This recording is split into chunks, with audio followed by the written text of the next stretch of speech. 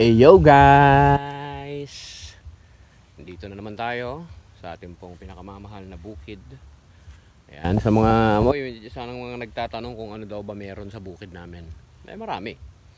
Okay, syempre bukod sa may mga hindi pa nagagapas. Actually may mga nagapas na. Ito. Hindi pa gapas yan. Dahil medyo ano pa sila. Hindi pa pwede. Ayan, may bayabas. Naubos na yung bunga. Ayan o. Actually itong bayabas na to, ito yung tinatawag nilang diket na bayabas. Masarap, matamis. Tapos saging. Oh. Diba? Ayan o, hindi pa nagagapas ho yan. Malawak pa yan. Pero yung mga iba gapas na. May mga nyog, mga maliliit pa. Ayan, nyug yan. Tinanong ho namin yan. Oo. Diba? Tapos mayroon kaming tubo. Ayan. Oo. Tapos mayroon kaming saluyot na puno. Puno na talaga. Laki-laki na. O yan. Saluyot ho yan. Puno ng saluyot. Ito. Yung pong tinatawag nating tubo. Magpang-usta na tubo. Okay. Namit-namit. Tapos meron tayong papaya. Lalaki yan. Ganyan. Pag ganito po kasi, ayan, pag ganito, kita nyo? Ayan, lalaki ho yan. Medyo mahaba ho yung kanyang bulaklak. So yun guys, may mga hindi pa tayo nagagapas. Most probably, few days from now, gagapasin ng mga yan. Ayan o. So, pwede ng mga to. So, ayan o. Ayan. Kita nyo? O. Ayan. Diba? Ganda ng grain. Ang ganda ho ng butil. Saan yun? Yung. Ganda ng butil o. Diba? Ayan. Kita nyo? Guys. Tapos, dito ngayon nakalagi ang aming pong mga baka. Meet Sam Milborn. Ayan, siya si Sam Milborn. At may mga gagapasin pa tayo rito. Ladies and gentlemen. Oh, ito. Ito yung matatandaan ninyo, isa sa mga mahal na bigas. Dinurado. Dorado. Ayan oh. Oh. Yan yung butil ho niya. Tapos ayun naman, yung isang baka namin. Si Catriona Grain. Catriona Grain. Yan. Palay pa po yan. Siyempre marami kami rito mga laing. O, dito nyo. Ayan o. O, sa gilid-gilid. Tapos, ayan yung sinasabi kong nyog. Na maraming bunga. Ep. O, diba?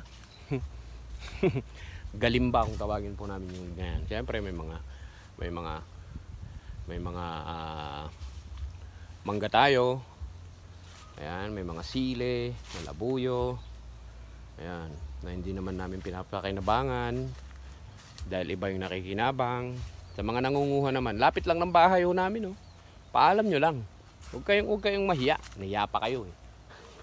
Tapos ito guys. Dati ho kasi tinamnahan namin ito ng talong. Itong lugar na to. Ito. Tinamnan namin ito ng talong, kamote, baging. Tapos kung ano-ano pa. Pero ang naiwan na lang dahil sa sobrang haba ho ng tag-ulan is saluyot. Oh. Kita nyo yan? Saluyot na mas matangkad pa sa tao. Yan guys oh. Oh. Yan yung tinatawag na puno ng saluyot. O, nasa saluyutan ako ngayon. O, di ba? Kasi sino may gusto ng saluyot, feel free. Magsawa kayo. May mga naiwan pa rin na mga kamote. Kaso hindi na ganoon karami. Ayan o. Kita ninyo? Kamote yan. Okay? Tapos, ayun naman yung malaki namin baka. Saan ba yun? Si Piolo. Piolo Pasma. Yung mga pangalan ng baka namin si Sam Milborn, si Piolo Pasma, tsaka si Catriona Grain. Ayan. So ito, kita ninyo. O, di ba? Ganda. Kita ninyo mga to, guys. Ito, okay, itong mga butil na ito. Ayan. Para ko makita sarili ko. Ayan. Ay nire-reserve ho namin ito para sa araw ng mga patay. Alam nyo na, malagkit po mga yan. Ayan. Glutinous rice ang tawagin. Meron naman, ayun o, yung mga ibang kasama nya gapas na, pero ito kasi mga glutinous rice yan. Ma-differentiate mo talaga, okay? Makikita mo yung pagkakaiba nya sa regular na palay lang. Iba ho kasi yung tindig, iba yung tayo, tsaka iba yung grain. Ayun, iba yung butil. Alright, so yun guys, meron tayong balon doon. Ayan na yung mga punong kahoy, mga mangga, tapos mga iba't ibang uri ng punong kahoy.